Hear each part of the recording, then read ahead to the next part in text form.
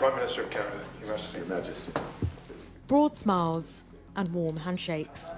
Soft diplomacy in this aggressive New World Order. Yeah, it's a great treat. It's lovely. Much to catch up on. Okay. Mark Carney, Canada's new Prime Minister, back in London, strengthening old alliances as his country comes under sustained economic and political attack from its American neighbour.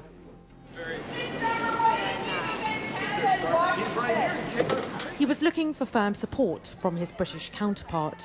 The political crisis surrounding Keir Starmer erupted when he made a bold and reckless decision to challenge King Charles, a move that would soon backfire spectacularly. Starmer, confident in his power and leadership within Labour, saw himself as an untouchable figure with a massive majority in Parliament. He believed his policies would prevail without significant opposition, but his attempt to sideline the monarchy was a step too far. The timing couldn't have been worse, as his government was already under severe public scrutiny. Starmer's economic policies had driven inflation higher, tax hikes were angering businesses, and his inability to tackle law and order issues had led to widespread unrest. Farmers, pensioners and small business owners had begun to voice their frustrations. In the midst of this growing dissatisfaction, Starmer's attack on King Charles was perceived as not just a political misstep, but an affront to the very fabric of British society. What many saw as arrogance quickly morphed into a full-blown political disaster.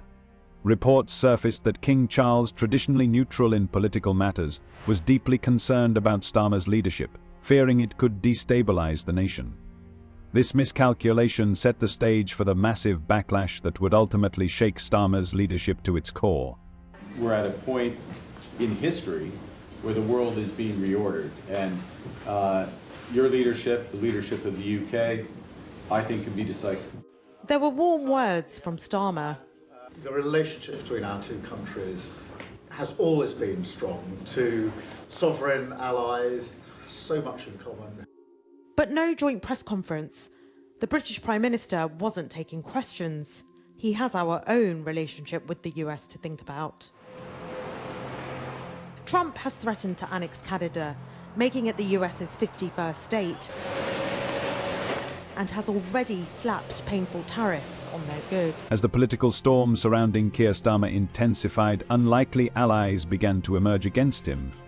Nigel Farage, always quick to seize an opportunity, recognized the growing public discontent and pounced on Starmer's vulnerable position.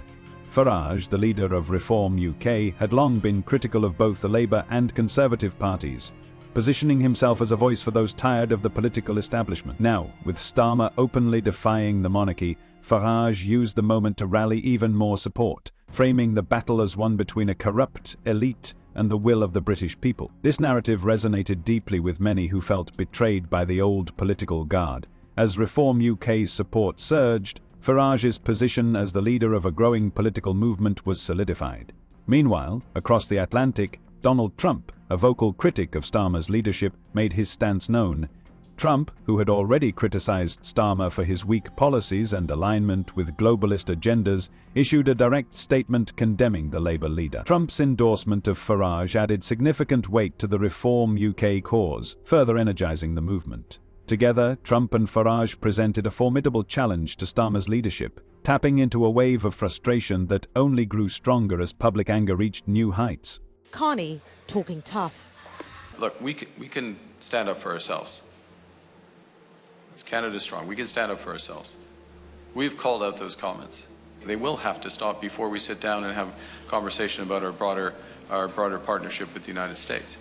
But also some economic realism from the former central banker.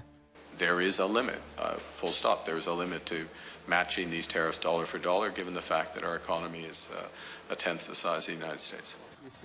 Carney's day had begun in Paris, Europe also in Trump's firing line. Canada, the most European of non-European countries. In this age of tectonic change, where the distance between neighbours is widening, Canada has crossed an ocean to slot in with the Europeans. As the political crisis deepened, the discontent within Starmer's own party became impossible to ignore. Once loyal Labour MPs began to openly challenge their leader, no longer willing to support him in the face of mounting failures, the cracks within Labour's unity, long kept hidden behind closed doors, were now exposed for all to see. Starmer's authority had already been questioned by the public and the monarchy, but the rebellion within his own ranks was now the most immediate threat to his leadership. Senior MPs, frustrated by his weak leadership and the political chaos surrounding him, began resigning in protest, some even calling for his removal. The party was falling apart from within as infighting intensified, and the Labour leader found himself isolated. His decisions had alienated the very people who had once supported him.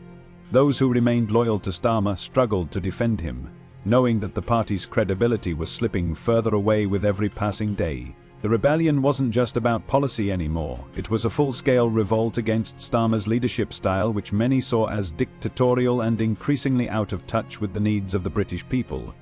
The political instability that had plagued his government for months now threatened to tear the party apart completely. Sir Keir Starmer, Your Majesty. Your Majesty. You must be utterly exhausted and nearly on your knees. But not much. Quite a grueling yes.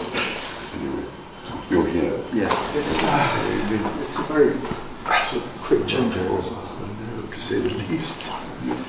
And having to get to grips with everything straight away must be quite exhausting. As the crisis surrounding Keir Starmer reached new heights, the influence of King Charles became an unexpected, yet decisive factor in the political turmoil. Traditionally, the monarchy maintains a neutral stance in political affairs, but reports surfaced that King Charles had become increasingly concerned about Starmer's leadership. The monarch, long viewed as a stabilizing figure, began to distance himself from the Labour leader, signaling his disapproval of the direction in which Starmer was taking the country. This move sent shockwaves through the British political landscape. The King's subtle yet significant withdrawal of support marked a dramatic shift, as his position held immense symbolic weight in the eyes of the public. In a time of political instability, the monarchy's support was crucial for maintaining national unity and trust in the government. Starmer's failure to address the concerns of the monarchy, particularly his attempts to consolidate power and bypass traditional constitutional checks, only further alienated him.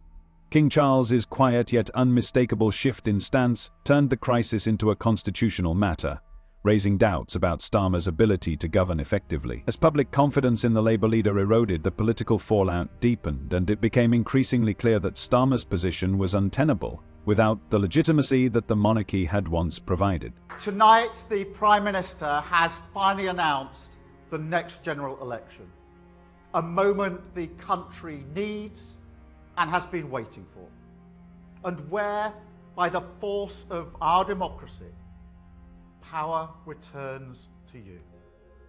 On the 4th of July, you have the choice. And together, we can stop the chaos, we can turn the page, we can start to rebuild Britain and change our country. Thank you.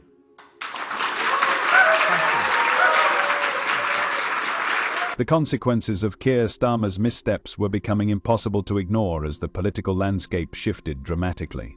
Labour's approval ratings, once solid, plummeted to historic lows, and Reform UK, led by Nigel Farage, capitalised on the chaos.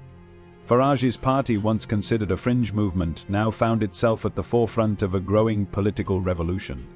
The by-election defeat was a stark wake-up call for Starmer, shattering any illusions of stability. What was supposed to be a routine test of Labour's strength turned into a referendum on Starmer's leadership. The loss was not merely about votes. It symbolised the collapse of Labour's credibility, and Reform UK's surge was a direct rejection of the political establishment that Starmer had come to represent. As public frustration mounted, pressure for a general election grew louder.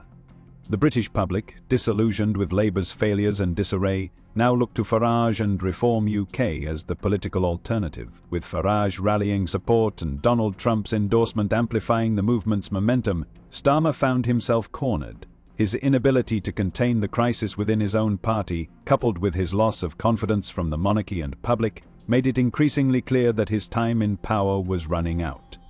The stage was set for a political upheaval, and Starmer's downfall seemed imminent. See you soon.